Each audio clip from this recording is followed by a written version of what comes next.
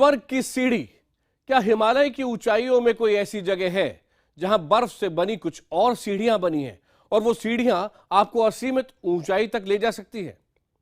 कहा यह जाता है कि उत्तराखंड में एक जगह ऐसी है जहां स्वर्ग की ये सीढ़ी बनी है। महाभारत के अंतिम अध्याय में स्वर्ग की ये सीढ़ी आती है जब युद्ध खत्म होने के बाद पांडव और द्रौपदी जीते जी स्वर्ग की ओर जाने के लिए पहाड़ों पर चढ़ते हैं। स्कंद पुराण में भी वर्णन है कि पांडव बारी बारी से अपने पापों की सजा पाते गए, स्वर्ग की सीढ़ी के रास्ते में देह त्यागते गए और अंत में बचे सिर्फ धर्मराज युधिष्ठिर और एक कुत्ता।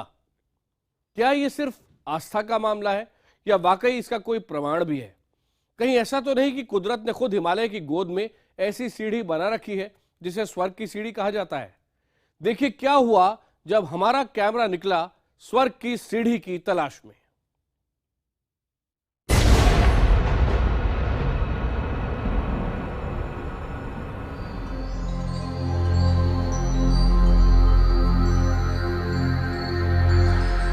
स्वर्ग की सीढ़ी तक पहुंचने के रास्ते में पहला पड़ाव बद्रीनाथ यानी वैकुंठ धाम।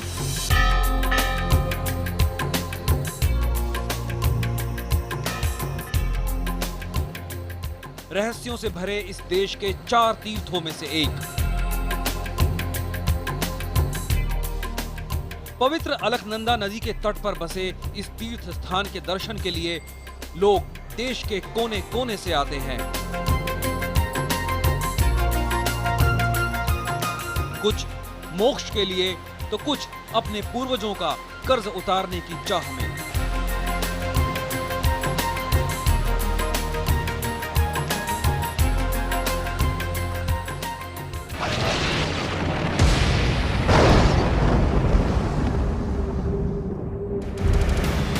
कहते हैं नारायण की ये धरती हैरतअंगेज रहस्यों से भरी है। ऐसे रहस्य जो शास्त्रों, पुराणों और दंत कथाओं के जरिए हम तक पहुंचते आए हैं, लेकिन उन अनगिनत रहस्यों की हकीकत जानने की हिम्मत आज तक कोई नहीं जुटा पाया।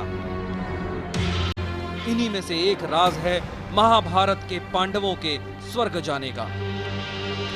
कहते हैं पांडवों ने बद्रीनाथ होते हुए सशरीर स्वर्ग जाने की कोशिश की थी,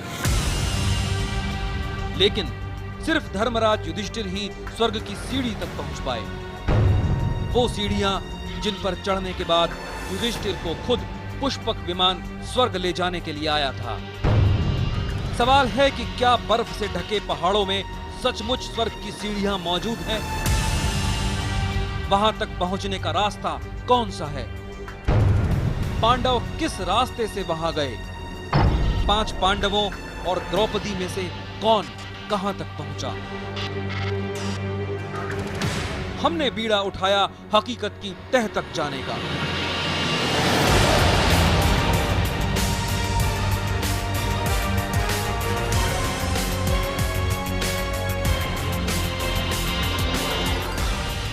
हालांकि वहां तक पहुंचने का रास्ता बेहद मुश्किल है। वहां कदम कदम पर मौत खड़ी है। कभी खतरनाक ग्लेशियर जीवन लीला समाप्त कर सकते हैं, तो कभी एवलांच के रूप में मौत सामने आकर खड़ी हो जाती है।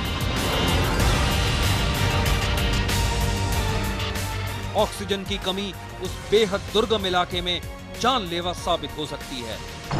ठंड इतनी कि खून जम जाए। उस वीराने में आम इंसान के कदम विरले ही पड़ते हैं। कहा जाता है केवल स्वर्ग के अधिकारी ही वहां पहुंच सकते हैं। कहते हैं पाखंडी और पापी वहां कदम भी नहीं रख सकते। उनका रास्ता कुदरत अपने तरीके से रोकती है।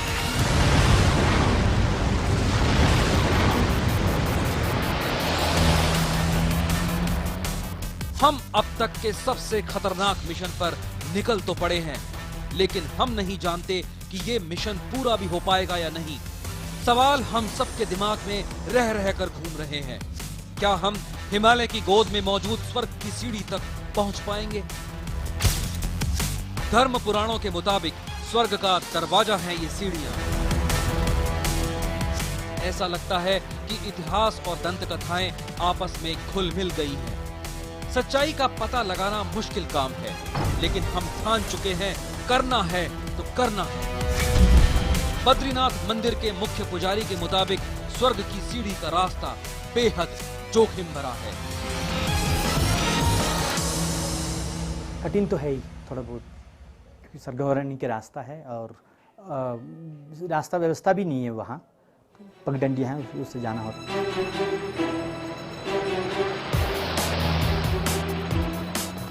मंजिल तक पहुंचने में हम कामयाब होंगे या नहीं, ये कहना मुश्किल है, लेकिन इंसान के लिए सदियों से अनबुझी एक पहेली की हकीकत जानने की हमारी कवायद शुरू हो चुकी है।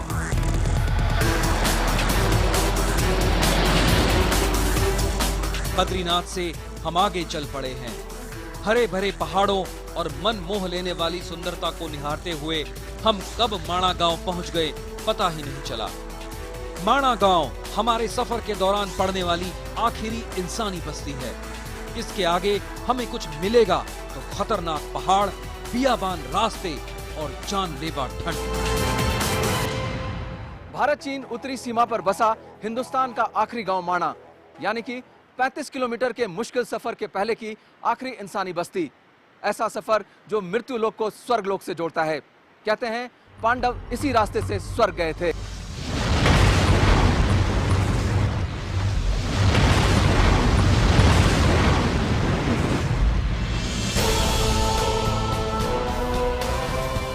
भारत चीन सीमा की आखिरी इंसानी बस्ती माणा गांव में मिथक और दंत कथाएं चप्पे चप्पे पर बिखरी पड़ी हैं। वीर पांडवों की पत्नी द्रौपदी को भला किससे डर लग सकता था, लेकिन कहते हैं माणा के मुहाने पर द्रौपदी का सामना एक ऐसी चीज से हुआ कि वो डर के मारे थर थर कांपने लगी।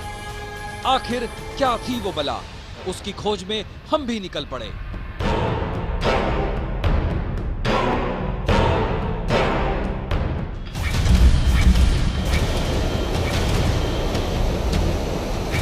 ये भीम पुल है। कहा जाता है कि सरस्वती नदी के बहाव को देखकर द्रौपदी उसे लांघने की हिम्मत नहीं कर सकी। तब गदाधारी भीम ने एक विशाल चट्टान को उठाकर नदी के दोनों पाटों के बीच में रख दिया। तब से इस पुल को भीम पुल कहा जाने लगा। द्रौपदी ने इसी पुल पर चलकर सरस्वती नदी को पार किया। ये पुल हमारे रास्ते की आखिरी इंसानी बस्ती माणा गांव के मुहाने पर बना है। पुराणों के मुताबिक माणा गांव ही प्राचीन मणिभद्रपुरम है। मणिभद्रपुरम यक्षों के राजा कुबेर के सेनापति मणिभद्र की नगरी थी। यक्ष और गंधर्व यहाँ रहा करते थे। यहाँ के लोगों को इन कहानियों पर पूरा विश्वास है, लेकिन हमारे लिए ये एक ऐसा रोमांचक सफर है जिसमें कुछ भी हो सकता है।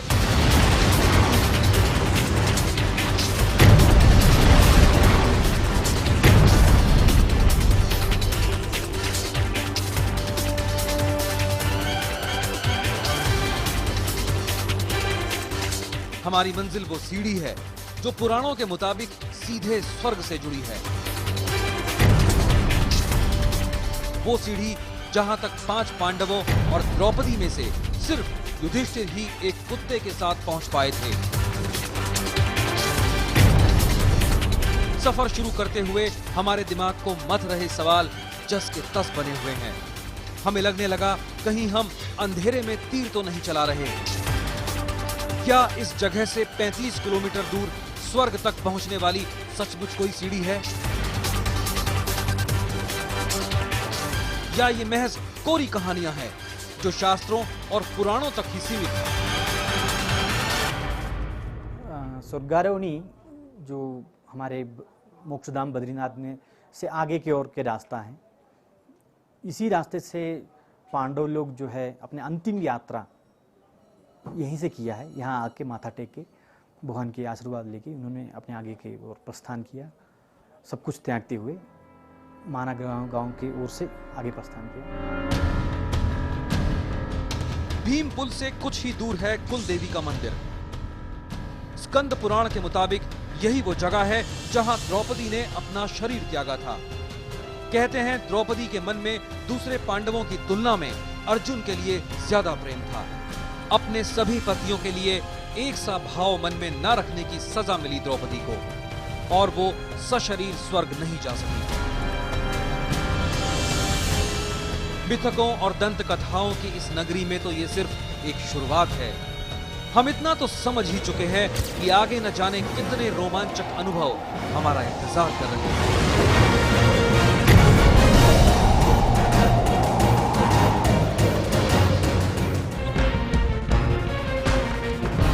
कुलदेवी के मंदिर के कुछ आगे से हमारे साथ जुड़ चुके थे 10 जांबाज पोर्टर और गढ़वाल विश्वविद्यालय के पर्यटन विशेषज्ञ डॉक्टर हेमंत बिष्ट। हमारे साथ चल रहे पोर्टरों की पीठ और कंधे पर लदा है खाने पीने का सामान, दवाइयां और टेंट। इंसानी आबादी से 35 किलोमीटर दूर स्वर्ग की सीढ़ी तक पहुंचने के लिए हमने करीब 10 दिन का राशन साथ लिया। क्या पता कभी खराब मौसम की वजह से वहां फंस गए तो ये राशन ही जिंदगी बचाने में काम आएगा। खड़ी चढ़ाई और दुर्गम रास्तों की वजह से आम इंसान को हल्का फुल्का सामान भी भारी लगने लगता है, लेकिन ऊंचे पहाड़ों पर चढ़ने में माहिर ये पोर्टर काफी भारी सामान लादे हुए हैं। यहां तक कि पोर्टर 50 किलो का जनरेटर भी लिए हुए हैं। ये जनरेटर साथ ले जाना जरूरी है। इसकी मदद से ही हम अपने कैमरों की बैटरी चार्ज कर सकेंगे और हर रोमांचक तस्वीर आपको दिखा पाएंगे।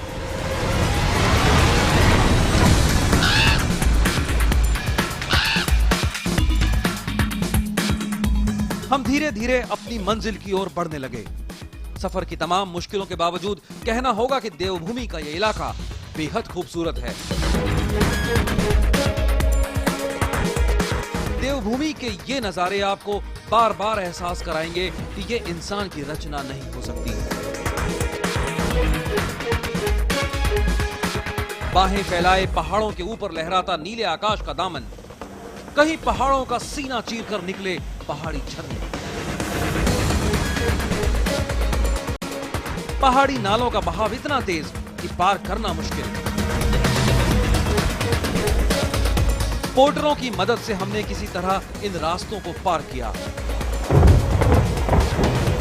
हौसला तोड़ देने वाले इस बेहद खतरनाक सफर के दौरान जब हम थक जाते तो थोड़ी देर आराम कर लेते।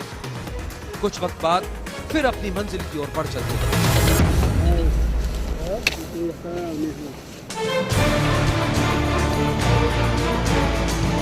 लगातार चलने के बावजूद हमें दूर दूर तक फैले पहाड़ों में अपनी मंजिल कहीं नजर नहीं आई। हिम्मत जवाब देने लगती।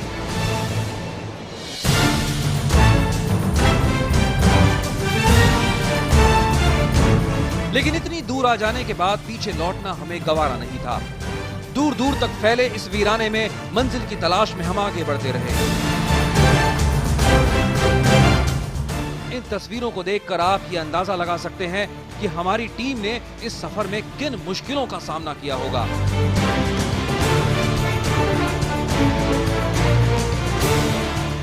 बहरहाल हमारा सफर चलता रहा।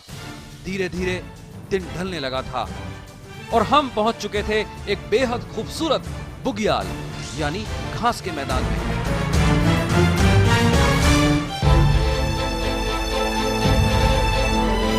हिमालय की वादियों में हरी भरी घास का मैदान चमतौली बुग्याल। इस घास के मैदान के दूसरी ओर है वसुधारा। पौराणिक कथा के मुताबिक इसी जगह पर अष्टवसुओं ने भगवान विष्णु को खुश करने के लिए 30,000 साल तक तपस्या की थी। अष्टवसु यानी 8 भाई। अष्टवसुओं को महाभारत में इंद्र का सेवक बताया गया है। अजीब इलाका है ये।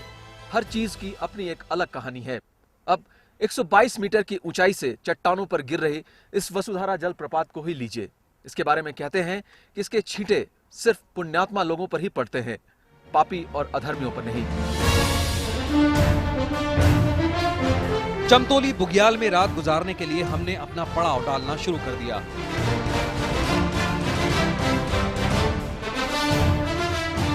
यहाँ पर एक गुफा भी है जिसमें आधे लोग सो सकते थे। हमने इस गुफा में ही रहने का फैसला किया। गुफा के आसपास जंगली जानवरों के आने का खतरा रहता है। इस वजह से हमने सोने से पहले आसपास का मुआयना करना बेहतर समझा। सब तरफ से निश्चिंत हो जाने के बाद हमने गुफा के अंदर रात गुजारने की तैयारी शुरू कर दी। चूल्हा जलाकर पोर्टरों ने खाना बनाना शुरू कर दिया। 0 से भी 3 डिग्री नीचे तापमान के बीच चमतौली बुग्याल की एक बेहद सर्द रात, एक बेहद मुश्किल रात। इस इलाके में एवलांच आते रहते हैं और उससे बचने का उपाय एकमात्र ये रॉक शेल्टर है। रात के 10:30 बज चुके हैं, लेकिन आंखों में नींद का नामो निशान नहीं। इंतजार है तो बस सुबह का, जिसके बाद हम अपनी मंजिल के लिए आगे का सफर तय करना शुरू करेंगे। जैसा कि आप सुन रहे थे, स्वर्ग की सीढ़ी का यह सफर बेहद मुश्किल था। हम तकरीबन 3500 मीटर की ऊंचाई तक अब पहुंच चुके थे। हम हैरान रह गए आगे का इलाका देखकर। यहां हमें भोजपत्र के जंगल मिले। जी हां, वही भोजपत्र जिसे ऋषि मुनि वेद पुराण लिखने के लिए इस्तेमाल किया करते थे। हैरान करने वाला एक और नजारा हमें यहां दिखा।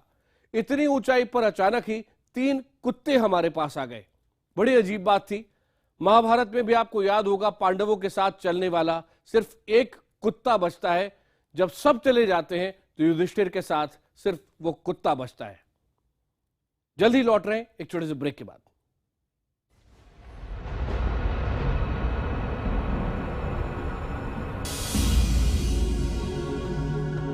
एक बार की भरोसा नहीं होता कि 3500 मीटर की ऊंचाई पर पहाड़ों के बीच भोजपत्र के जंगल भी हो सकते हैं। इसे लक्ष्मी वन कहा जाता है।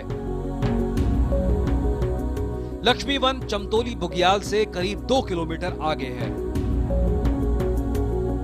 कहा जाता है कि महालक्ष्मी यहां साक्षात वास करती हैं। भोजपत्र के जंगल अब तेजी से कम हो रहे हैं। कहा जाता है कि पुराने जमाने में भोजपत्रों पर ही वेद पुराण लिखे गए। जन्म कुंडली भी भोजपत्रों पर ही बनाई जाती थी। आयुर्वेद में भी भोजपत्र का जिक्र मिलता है। स्कंद पुराण के मुताबिक स्वर्ग की ओर जा रहे 5 पांडवों में से नकुल ने लक्ष्मी वन में अपना शरीर छोड़ा था। नकुल आगे नहीं बढ़ सके। वो सशरीर स्वर्ग जाने के अधिकारी नहीं बन सके। यहाँ से परमानेंट स्नो लाइन लगभग स्टार्ट हो चुका है। जहाँ परमानेंट स्नो लाइन के क्षेत्र में छोटे छोटे घास का उगना भी मुश्किल हो जाता है। वहीं आप देख रहे हैं मेरे पीछे भोजपत्र के बड़े बड़े वृक्ष खड़े हैं।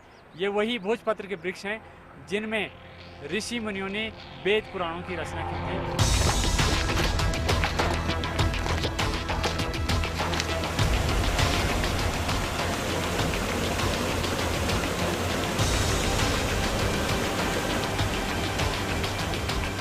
एक के बाद एक हैरान कर देने वाले अनुभव। लक्ष्मी वन से कुछ ही आगे दंत कथाओं की एक ऐसी हकीकत हमारा इंतजार कर रही थी जिस पर आप शायद देखने के बाद भी यकीन न कर पाएं। हम उसी रास्ते से स्वर्ग की सीढ़ी तक पहुंचने की कोशिश कर रहे थे, पुराणों के मुताबिक जिस रास्ते पर कभी पांडवों ने कदम रखे थे। कहा जाता है कि यही कहीं युधिष्ठिर की परीक्षा लेने के लिए श्वान के रूप में धर्मराज आए थे। एक एक कर सभी पांडव ढेर होते गए, लेकिन इस श्वान ने युधिष्ठिर का साथ नहीं छोड़ा। हमने सुना था कि स्वर्ग की सीढ़ी का सफर तय करने वालों को आज भी इस तरह के अनुभव हो सकते हैं।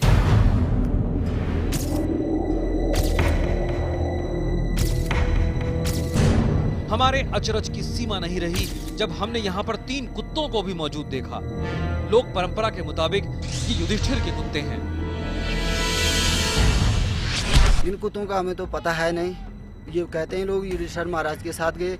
ये 3 कुत्ते हैं, ये तो रास्ते में दिखाई देते हैं, फिर पता नहीं यहीं पर से फिर वापस हो जाते हैं। और जो है कि ये कुत्ते युधिष्ठिर महाराज के साथ ही रहे और रास्ते में पता नहीं क्या खाते हैं, जिसका कोई पता नहीं।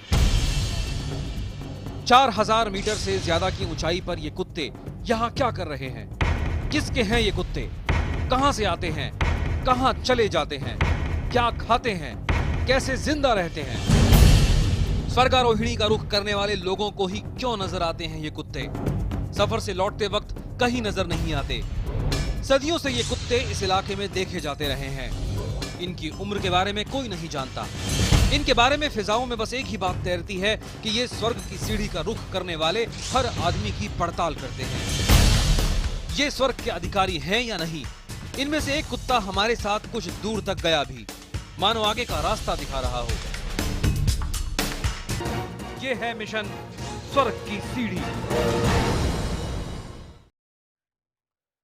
आप देख रहे हैं हमारी खास पेशकश स्वर्ग की सीढ़ी।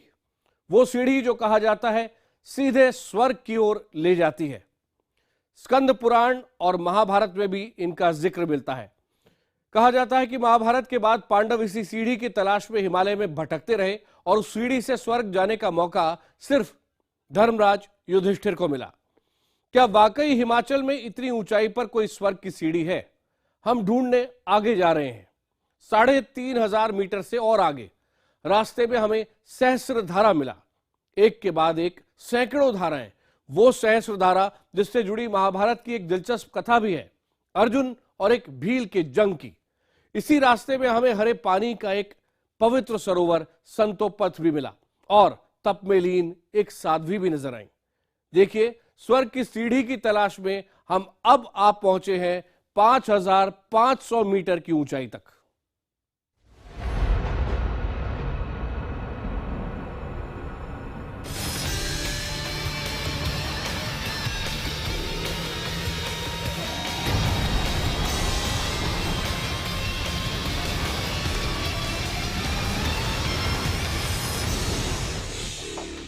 अब हमारे सफर का सबसे खतरनाक दौर शुरू हुआ। हमारे सामने आने लगे एक के बाद एक खतरनाक ग्लेशियर।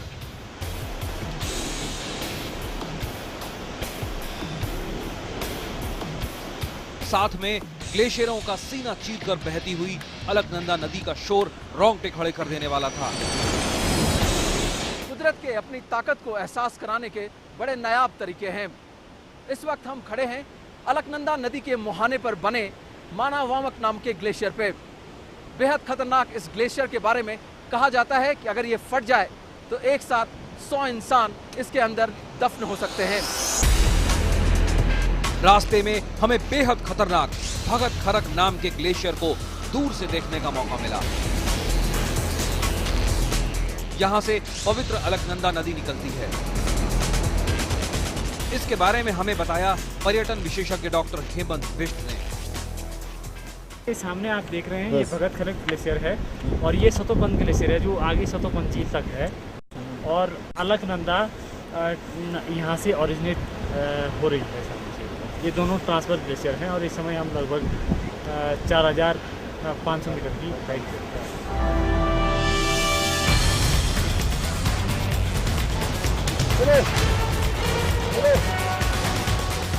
ये हमारी खुशकिस्मती रही कि ग्लेशियरों को पार करते वक्त कोई हादसा नहीं हुआ, लेकिन हमारी पूरी टीम के लिए ये एक रोंगटे खड़े कर देने वाला अनुभव जरूर साबित हुआ।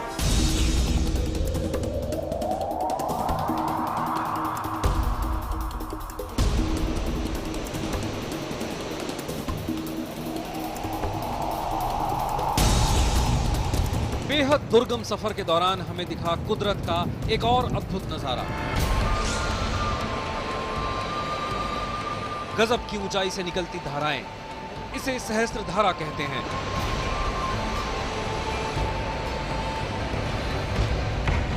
ये वही जगह है जहां पांडवों में सबसे छोटे सहदेव ने अपना शरीर त्यागा था। कुदरत के इस नायाब नजारे को देखने के बाद हम आगे बढ़े।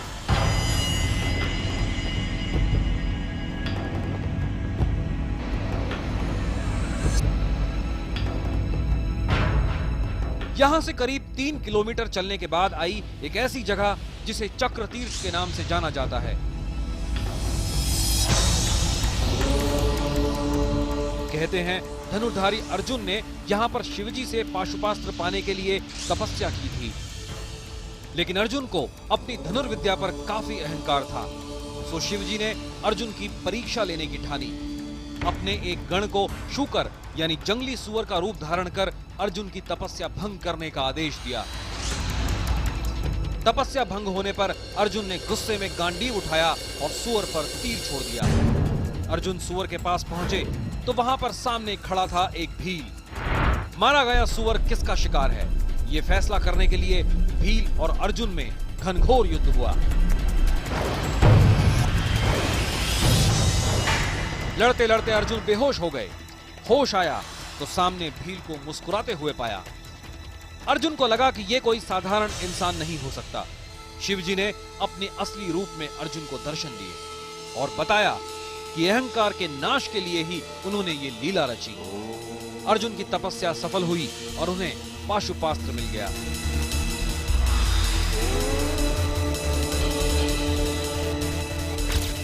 तकरीबन 5000 मीटर की ऊंचाई पर बसे इस जगह की अपनी एक कहानी है।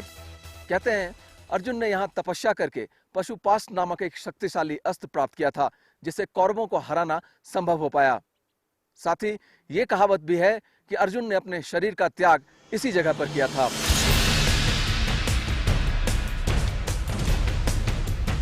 बहरहाल किस्से कहानियों में गुम हुए बिना हमें चलते रहना होगा। चक्रतीर्थ के बाद बेहद मुश्किल चढ़ाई को पार कर हम आगे बढ़ते गए। इतनी ऊंचाई पर ऑक्सीजन की कमी की वजह से हौसले पस्त होने लगे।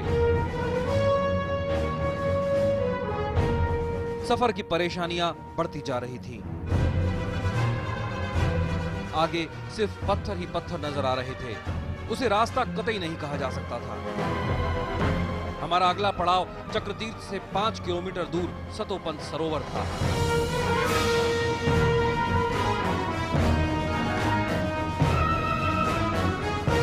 एक एक कदम चलना भारी हो रहा था, लेकिन कहते हैं हिम्मत मर्दा मदद खुदा।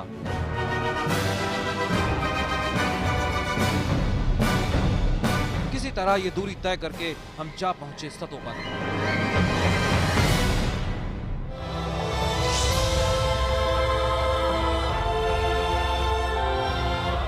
हरे कांच की तरह निर्मल पानी का सरोवर सतोपंत, वो भी इतनी ऊंचाई पर।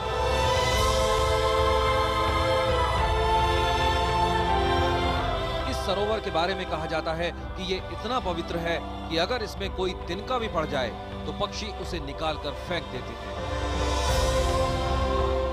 तकरीबन 5000 मीटर की ऊंचाई पर स्थित सतोपंत सरोवर, पौराणिक कथाओं के मुताबिक इस त्रिभुजाकार सरोवर के तीनों कोनों पर ब्रह्मा, विष्णु और महेश ने तपस्या की थी। इस इलाके की दुर्गम कंदराओं और गुफाओं में रहने वाले महात्माओं के मुताबिक आज भी एकादशी की ब्रह्म मुहूर्त में इस तालाब के इर्द गिर्द हरकत होती नजर आती है। माना जाता है कि यहाँ तीनों देवता स्नान करने आते हैं। इसी सरोवर के पास एक बड़े से पत्थर पर ध्यान में लीन एक साध्वी नजर आई। पास आने पर पता चला वो साध्वी देवश्री थी। साध्वी देवश्री महाराष्ट्र के प्रतिष्ठित राजनीतिक देशमुख परिवार से रिश्ता रखती है। छोटी उम्र में ही सांसारिक माया मोह को त्याग चुकी साध्वी देवश्री पिछले 18 सालों से हिमालय में अलग अलग जगहों पर तपस्या कर रही हैं। साध्वी ने हमें इस सरोवर के बारे में हैरत अंगेज बातें बताई। उन्होंने हमें इस सरोवर में पाए जाने वाले खास तरह के कीड़े के बारे में बताया। वो जो कुत्ते का पैर था युधिष्ठिर जी ने यहाँ पे धोया था, तो ये 4 युग से अभी भी व्यक्त है, ये गए नहीं है। ये छोटी सी मात्रा में है, संख्या में, आपको मैं दिखा सकती हूँ। इतना कहने के बाद उन्होंने हमें अपने पीछे सतोपंत सरोवर पर आने को कहा। उनका कहना था कि कीड़े सुबह 11 बजे से 4 बजे तक नजर आते हैं और फिर रहस्यमय तरीके से गायब हो जाते हैं। सरोवर के किनारे पहुंचकर साध्वी देवश्री ने उसमें हाथ डाला। थोड़ी देर के बाद उनके हाथों में बिल्कुल सूक्ष्म बैक्टीरिया के आकार का लाल रंग का कीड़ा आ गया। देखिए, ये देखिए कैसे जा रहा है, देखिए कैसे कर रहा है। पानी खत्म हो गया, मरेगा। देखो देखो देखो कैसे जा रहा है, इधर उधर दिख रहा है, देखो कैसे। साध्वी के मुताबिक युधिष्ठिर ने इस सरोवर में अपने साथ चल रहे कुत्ते के जख्म धोए थे। जख्म से निकलकर कीड़े सरोवर में आ गए। साध्वी ने हमें यह भी बताया कि 5 पांडवों में से भीम ने इसी जगह पर अपना शरीर छोड़ा था।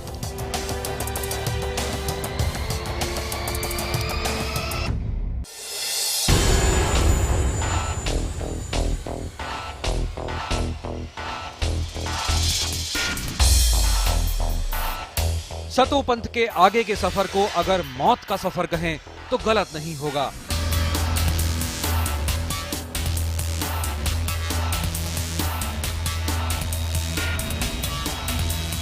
यहां से मंजिल तक पहुंचने के लिए रास्ते के नाम पर मिलती है महज एक सकरी पगडंडी।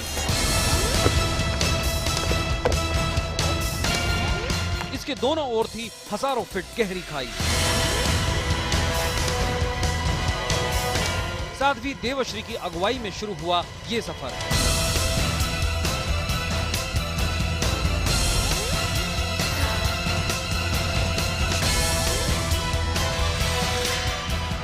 इस वक्त हम खड़े हैं तकरीबन 5500 मीटर की ऊंचाई पर।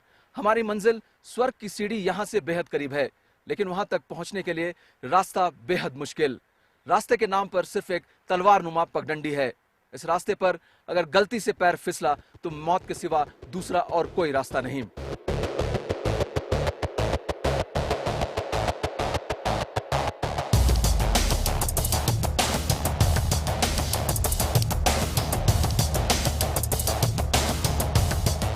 लेकिन मंजिल तक पहुंचने के लिए इन रास्तों पर चलना ही होगा।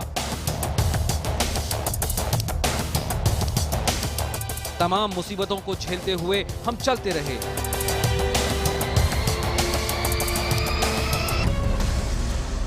इसी दौरान हमें मिले 2 कुंड, चंद्रकुंड और सूर्यकुंड। चंद्रकुंड के बारे में कहा जाता है कि चंद्रमा ने यहाँ 88,000 सालों तक तपस्या कर नक्षत्रों का राजा होने का वरदान मांगा था। कहते हैं चंद्रमा की गति के हिसाब से इस कुंड का पानी घटता बढ़ता रहता है। उधर सूर्य कुंड के बारे में कहा जाता है कि इसमें नहाने वाला इंसान सूर्य की तरह यशस्वी हो जाता है।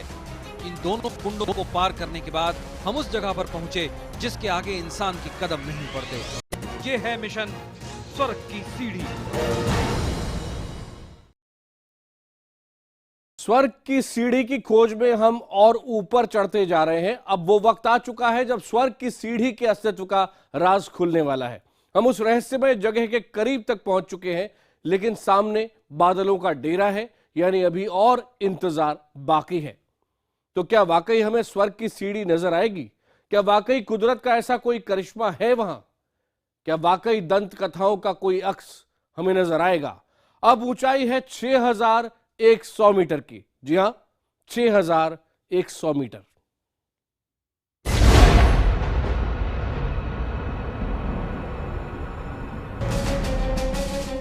हम जहां पर थे वहां से सीढ़ियां महज 300 मीटर दूरी पर थी। हमारे साथ आई साध्वी ने हमें स्वर्ग की सीढ़ी के बारे में बताया। हमने तो अभी सुना नहीं कि कोई व्यक्ति पार किया है इस सीढ़ी को। आम इंसान की बस की बात नहीं है कि वो सीढ़ियां पार कर सके। यहाँ से आगे ग्लेशियर ही ग्लेशियर है और हमारी मंजिल स्वर्ग की सीढ़ी इन्हीं ग्लेशियरों पर बनी हुई है। हम इस वक्त खड़े हैं तकरीबन 6100 मीटर की ऊंचाई पर, जो कि स्वर्गारोहिणी का बेस कैंप भी है। बर्फ से ढकी चोटियों के बीच हमारे ठीक पीछे है स्वर्ग की सीढ़ी, जो कि इस वक्त बादलों के पीछे छुपी हुई है। बादलों के छटने के साथ ही ये सीढ़ियां भी स्पष्ट नजर आने लगेंगी। इतनी ऊंचाई पर ऑक्सीजन की कमी और तेज सरदर्द के बीच बादलों के छटने का इंतजार करना बेहद मुश्किल था। शायद ये इंतजार परीक्षा की घड़ी थी। तकरीबन 1 घंटा इंतजार के बाद बादल छटने शुरू हुए और धीरे धीरे हमें वो सीढ़ियां नजर आने लगी।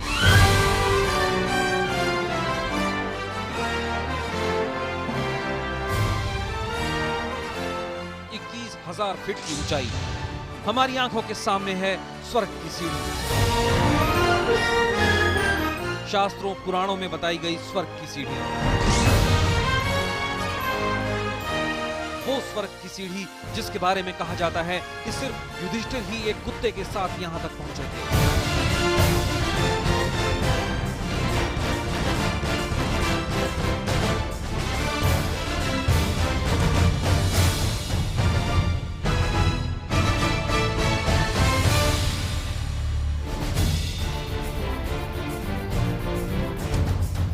कहते हैं ये सीढ़ियां रावण ने देवलोक पर कब्जे की चाह में बनवाई थी। ये संख्या में 7 हैं, लेकिन बादलों से ढकी होने की वजह से 3 सीढ़ियां ही नजर आती हैं। भगवान युधिष्ठिर जो धर्मराज युधिष्ठिर जो गए थे वहाँ से, उनके लिए पुष्पक विमान आया था देने के लिए। वहाँ से मतलब शास्त्र में बताया गया, उसको आधार है कि यही स्वर्गारोहिणी है और यही से वो पुष्पक विमान में बैठ के स्वर्ग में गए थे। उनके साथ एक श्वान भी गया था।